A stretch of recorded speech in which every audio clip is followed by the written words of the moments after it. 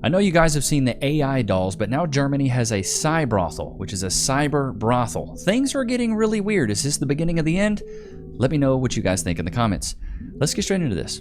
We gotta talk about what is happening in Germany, more specifically what has been happening in Germany for a year now. Berlin now has what is called a Cybrothel, meaning that the customers, who are majority men, have the option to rent out these AI dolls, and these dolls can have conversations with them, they can physically interact with them. The men also have the option to get, a VR headset, so it feels as real as possible even though they're only talking to a machine. They can book them for hours or even the— Wait, let me stop you for a second though. So one guy can come in and use the same doll you're using? Bro, that's like buying a used fleshlight. It's only got 30,000 miles on it. Bro, who wants to go in there and buck the same? Oh god, it's nasty, bro. The entire night. Anybody with a couple of $100 can go to these AI dolls. Now, Philipp Fusenegger, who is, the owner of this, has said that people just feel more comfortable when they're talking to a machine because machines don't judge you. Is it that machines do not judge you, or is it that you can do whatever you want to a machine? Things that would be very illegal to do to a woman. Because we're getting incredibly concerning reports on these things. You are able to customize your dolls, the way they look, their hair, their eyes, their skin, their size. You can even give them features that would normally be seen in, people who are below the age of 18. You can also, reinforce the mindset that when it comes to, heterosexual relationships, the only person whose actual desires and thoughts matter are the man's. The woman is just there to do whatever you want her to do. You're going to make it impossible for these men to have actual interactions. I mean, I think this is more of like a fantasy type situation. I don't see this being something that's sustainable. This is more or less like a novelty. I don't know. That's what I think. I don't see this being something where it's like, oh, it's implemented and it's replacing women. I don't think that's going to be the case. But for guys that want like a very unique experience, maybe this is a good bet for them. Or maybe they're socially inept or socially awkward. Maybe this is a good bet for them. With real-life human beings. We're also getting reports on, men asking for dolls with injuries, with blood, asking to do incredibly horrific and violent things to these dolls. Things that could land them in prison if they were to do that to an actual woman. I actually looked up this guy, Philipp I can't even say his name. This whole violent claim has already been debunked. He's came out like, we don't condone violence. And the thing is if they're violent towards the dolls, they're actually hurting his merchandise. So that's kind of counterintuitive. Like, why would you let men damage your product? It's like saying, hey, we want you to test drive the car, but go crash it first. Go crash the car and return it. And then the next guy, no, they don't damage them. They don't hurt them. They don't burn them. Now, the things they put on them, they can have tattered clothes and things like that, or you could put blood on them, which is weird, very weird. But they're not letting them damage the product because that's going to hurt his bottom line. Woman. But hey, that is just fantasy. It's not reality, right? We have never seen men who are interested in these types of things and who are consuming this type of content online or now in real life with these types of dolls actually targeting and being violent towards real life human beings, real life women. That has never happened before, and it will definitely not happen here. It is all just about, making sure men have a place where they can live out their depraved fantasy. Because God forbid a man is ever judged for wanting to be violent towards a woman, for wanting somebody that looks like... What I also find hilarious with this claim from this chick is like, she's thinking every guy that goes in there is going to be the exact same and want the exact same thing. What some guy's fantasy might be, another guy's fantasy might not be. A lot of guys may come in there and it just be very vanilla, but they're probably judging the outliers of like the single solitary guys or the few guys that are going out there doing the weird stuff. Because, hey, different strokes for different folks. Diddy was a straight freak. I've never seen somebody be on trial for being a freak. As long as he wasn't doing nothing illegal. Now, he did beat up Cassie. That's a whole other argument and a whole other thing, though, we can talk about. But like, if he's just a freak and he ain't hurt nobody and it's consenting adults, bro, different strokes for different folks. Like a minor, for wanting a woman covered in bruises and injuries and blood. You should never judge a man for that. That's just the way they are, right? Covered in bruises? She's fake, so it's just like makeup. What are you talking about? You ladies put makeup on all the time. Also, they are saying, their workday begins with a doll shower, which just sounds like the nastiest things ever because they have to clean up all of these dolls after the men are done with them. They then put on this beautiful makeup on these dolls so they look like real women. One of the dolls is called Kokeshi. Her skin is described as super soft, and it even smells like perfume. 1 hour with her costs $100, and the owner himself says that it is very rare for female customers to come, but they do have a male doll for that, even though it gets used next to never, at least not by women. The owner says he wanted to create an art gallery Somewhere where you could interact with the art by using and abusing it, you know, that is the way you're supposed to interact with art. He says, after a few minutes, the doll adjusts to my body heat and then it's very comfortable. At first, this was supposed to be temporary, but it got more and more popular. The way Kokeshi, welcomes these men is by saying, hi, I am Kokeshi. I'm an intergalactic being. It's my cosmic mission to bring the intercourse of the future to the Earth. The person behind the voice is a real-life human being. There's a camera and she can see everything that is happening, so she can also react to what is happening, I guess. She wants to stay anonymous and calls herself Aphrodite. She does say she's trying to, also teach consent to these adult men. If somebody just, kind of jumps her, she says she'll be like, oh, I'm sorry, please ask me before you do this. Now, what do these dolls look like? They look like all the women out there, all real-life women. A very big chest next to no waist, because organs are not necessary when you're a woman, and very long legs. That's super educational for the men, because, that is what the founder is saying, that he wants the men to be free to explore and to also maybe learn something out of this. Now they're going out and learning that, women should do whatever they want them to do, look however they want them to look, not complain, not cry, not yell, and also very unrealistic proportions. He does say that the people who we see unrealistic proportions on everything, though. Barbie dolls, Bratz dolls, anime. This is nothing new with the unrealistic proportions. We see this all the time. manufacture these dolls are white men. Victoria's Secret models, you know how hard it is to look like one of those women, or some of the guys that do runway, you know how hard it is to look like that? It takes a lot of work. Now, some of the things that are just crazy proportions, super slim waist, like stuff like that, yeah, but more than likely, I feel like guys wouldn't even be into that if it was too drastically off of what an actual woman would look like. We know. It is quite obvious, but thank you. Now, as I said, there's also a VR element to this. It's so you can imagine a woman that looks the way you want her to look in whatever situation you want her to be in. But then you also have the option to actually touch something in real life, aka the doll. We have the options to do so many things with, modern technology. But in this instance, it was chosen to, feed men's addiction to adult content, unrealistic ideas about women, and also make them believe that certain, fantasies that are definitely not okay are okay. There is a reason why, it's mostly men who are interested in establishments like that. And instead of addressing that and fixing that, you're just feeding more into it.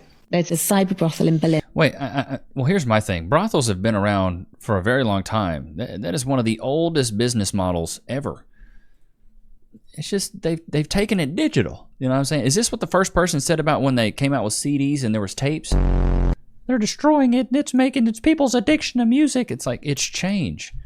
As long as people aren't doing crazy stuff and I guess like hurting anyone, would you? Okay, here's my argument to that.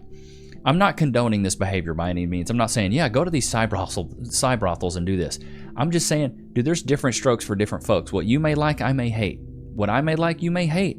If that's your bag, baby, like Austin Powers, go for it. But at the same time, would you rather a guy go out there and be promiscuous and buck a lot of women, or rather him go to one of these cybrothels and get his kicks out with these chicks? Maybe learn how to feel comfortable with himself. What would you rather? Would you rather him go cause trauma in actual women, or go, perform coitus with an inanimate object? And there's an argument there. And if it makes men feel welcomed, it makes them feel good. What's wrong with it? And we just did a video the other day about Japan and how like the cheating culture is crazy, because like in Japan, women don't consider their boyfriend cheating if they go pay for a prostitute. Like, what? Maybe in Germany that's how it is. Maybe it's normalized there. Maybe it's not a big deal. Cybrothel in Berlin that I travelled to for the book, where you can go and you can use sex robots. You can order a sex robot to be prepared for you when you arrive. You can order one that's covered in blood. You can ask... That stuff's a little weird, but maybe some people have a vampire kink, dude, whatever. For custom things, particulars, and I asked them to slash and cut and tear her clothing before I arrived just to see if they would, and they did, no questions asked. See, what I don't get about that, what's so crazy about tattered clothing? Women wear ripped jeans all the time. I genuinely think it's the most fucked up thing I've ever heard in my life. I can't believe that exists. I cannot believe it. But what no one is talking about is that you can download... What's so funny to me is they will say this is so awful, but there are like over 1,000 different sex toys for women. Things that are like, you know what I'm saying? The roses, the tinglers, the soul sucker 5000. Like they have all of these things. But as soon as men like, hey, this is what we want. This is kind of our preference. This is what we like when it comes to sex toys, or, sex with an inanimate something. This is what we want. It's a problem. You ladies have tons of things. I don't know if you guys have ever been to one of the sex shops, but it's like There's an entire wall that's full of like girl stuff, and there's like a small dude section. It's just like when you go to the regular mall. It's all this stuff for women, but there's a few things for guys. God forbid this is like maybe guys' preference. Guys aren't saying anything about the stuff that you guys have, but now that we have something, like it's a problem for you? Come on. A version of this, so the same exact thing that lives in your pocket, and it's called an AI girlfriend or an AI chatbot, and you can create her again to look exactly how you want her to look. You can customize everything. You get to pick her name. She will be there moving on the screen. She's an avatar, or she can look very realistic. She can be like someone who you're essentially kind of looks like you're FaceTiming with her. If you're a teenage boy, you can have her. You can have as many as you like. You can access them for free. You can jump into scenarios with them. You can abuse them. In fact, many men abuse them and then share the screenshots of abusing them with each other online to see who can. That's also been debunked. The founder was like, we don't let underage men come in there. Do the most awful and depraved thing to them. If you look at last year alone and you just look at the Google Android Play Store, the top 11 apps, chatbot AI apps, have a combined 100 million downloads. This is huge. This is a bigger problem. And again, it's something that no one is talking about. We're talking about it here. Ain't that right, Loki? I've fallen at work and been injured. Oh, wait. I should call my lawyer. I'm John Morgan of Morgan & Morgan. Hey, John Morgan of Morgan & Morgan. It's Levi Nichs of YouTube. Can I get some cash, please?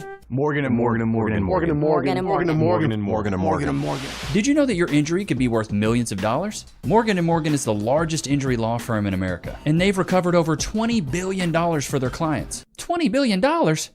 That's a lot of cash. The insurance companies tried to lowball me, but Morgan & Morgan was able to take my pain and suffering and turn it into cold, hard cash. It's almost a good thing I was injured. But wait. How much is Morgan & Morgan gonna cost me? You never owe them legal fees unless they're successful. So it's completely free unless you win? Yeah.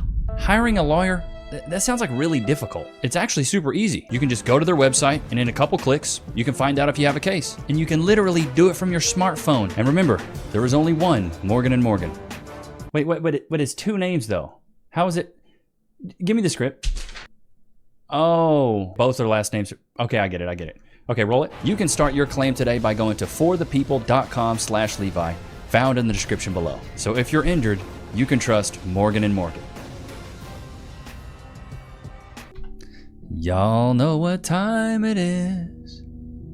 Can we get some freeze in the chat, poor flavor? Loki, free? He's tired today, man. I don't know about y'all, but it's been rainy every day this week. Never had so much rain in June, which is crazy. Most of the time you don't have this much rain in this month. You just, what is it? May showers bring, or April showers bring May flowers? Not June rain brings July pain, or I don't know, maybe that was horrible, but